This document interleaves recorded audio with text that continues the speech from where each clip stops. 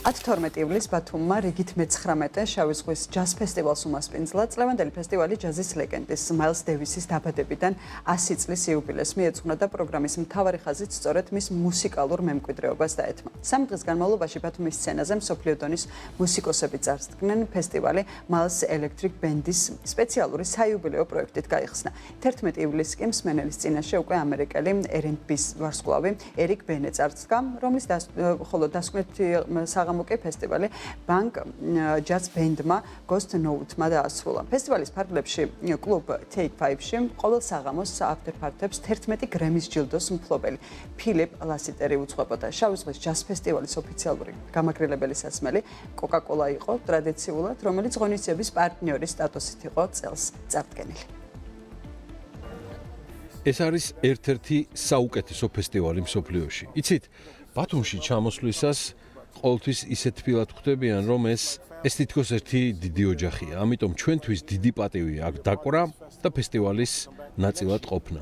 ვიმედოვნებთ, რომ მომავალ წელსაც დავბრუნდებით. აქაურობა ჩვენი სახლია. როდესაც ხალხისთვის უკრავ გრძნობ აუდიტორიის ენერგიას, ჩვენ ვიგრძენით, რომ ისინი ძალიან დიდი გულისყურით უსმენდნენ იმას, რის მიცემასაც მათთვის ვცდილობდით. ეს კი ბევრს ნიშნავს, რადგან ისინი ნამდვილად გრძნობდნენ და ეხმიანებოდნენ იმას, რასაც ჩვენი გულები გასცემდა.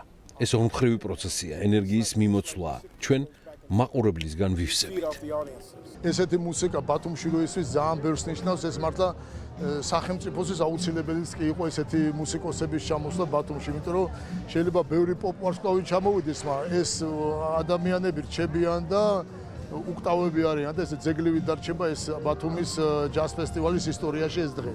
და ძალიან კარგია რომ ბათუმში ლექსი ჯაზ ფესტივალზე ნამდვილი ფიუჟენ ჯაზი დაიკვრა თანამედროვე ესე მაილს დევისის ძველი მუსიკა დაიკრა ახლებურად რა, იმიტომ მე მის მუსიკას ზეპირად ვიცნობ, შეიძლება ითქვას მაილს დევისის, მაგრამ დღეს თუ სხვანაირად მოვისმინე და სცენაზე უყურე, თვალებს არ უჯერდი, იმდენი ვარსკვლავი ედგა სცენაზე, წარმოიდგინეთ ამდენი დიდი მუსიკოსი ერთად გაერთიანებული, ეს არის მართლაც შანსი მით უმეტეს მუსიკოსებისთვის, რომ ნახონ ერთად. იმიტომ ესეთი რაღაცა ძალიან იშვიათად ხდება, ეს რომ მაილს დევისის 100 წლის თავი არ ყოფილიყო და საიუბილეო წელი, ამას ეს ვერ მოხერხდებოდა.